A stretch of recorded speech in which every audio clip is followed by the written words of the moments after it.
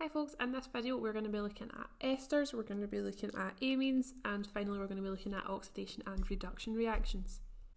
So from higher chemistry, esterification is just a condensation reaction. It's a specific type of condensation reaction. A carboxylic acid reacts with an alcohol to form an ester, and you've got a sulfuric acid as your catalyst is required as well. So there's another way you can make an ester. And carboxylic acids react with something called phosphorus pentachloride, which is PCl5, to form a group of compounds known as acid chlorides. And reacting your acid chloride with an alcohol produces esters in a violent reaction. And we tend not to do this because it is a steamy, acidic fumes of hydrogen chloride are given off, so it can be quite dangerous, but it is an alternative way that you can make an ester. So what is an amine? So amines are weak bases. They have a lone pair of electrons on the nitrogen atom, and they can also accept protons as well. Amines, like alcohols, can be primary, secondary or tertiary.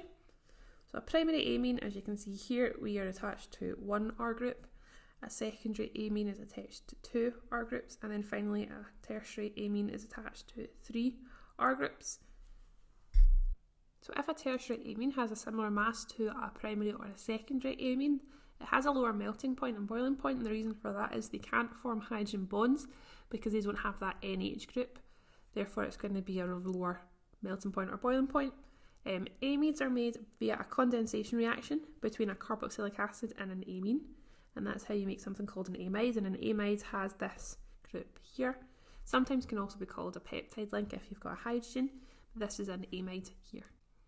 You can also break up amides. The opposite of that is called the hydrolysis reaction. They can be broken up by adding water, so a hydrogen ion, to simply split up the amine here to form your carboxylic acid and your amine here as well. A recap from higher chemistry. So oxidation involves an increase in the OH ratio. Reduction involves a decrease in the OH ratio. Common oxidizing agents can be hot copper oxide and acidified potassium dichromate.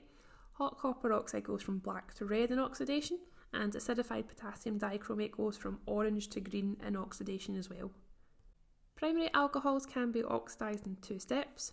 First, we go from a primary alcohol to an aldehyde, and then we go from an aldehyde to a carboxylic acid.